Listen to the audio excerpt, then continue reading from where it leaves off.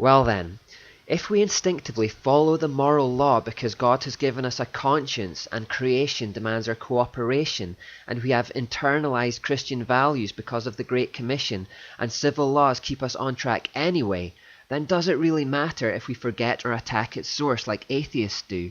Maybe God had to show us what was good at first, but now we've got the hang of it, we can go our own way and live without him.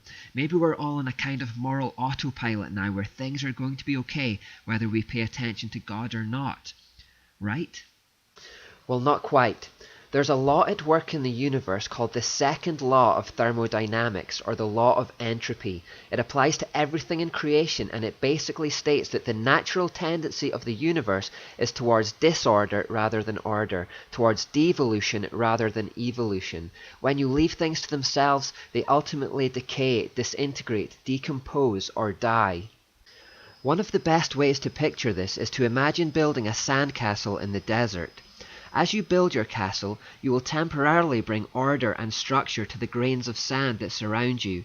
You will introduce order and form into the chaos. However, if you then leave that sandcastle to the natural elements, the wind will start to erode the castle and the order will be destroyed. After enough time has passed, what was once a structured sandcastle will become a chaotic, formless mound of sand again. Everything in the universe is subject to this natural tendency from order to chaos. It's why mortar crumbles, glass shatters, clothes become threadbare and buildings collapse. It's why food has a use-by date. It's why there's such a thing as a DIY industry. Ultimately, it's why we age and die. We're always having to repair, repaint and replace things that are breaking apart and disintegrating. In the language of science, entropy always increases. Now this applies to our moral condition too. Remember how I said we become like good apples turning mouldy without God?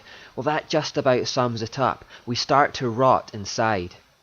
When left to ourselves, a human being's natural tendency is towards selfishness, moral disorder and chaos, and it takes a strong and intentional force to halt or reverse the process, just as it takes a strong and intentional force to build an ordered sandcastle in the desert. The only force that can halt or reverse the process of moral entropy is God. When left to ourselves, we decay morally, and we need God's intervention to turn things round. I say that in a vague way right now, but the next couple of sections will hopefully explain exactly how this process occurs. In the meantime, we'll now go back through the 4 C's and see how entropy applies in each of the 4 categories.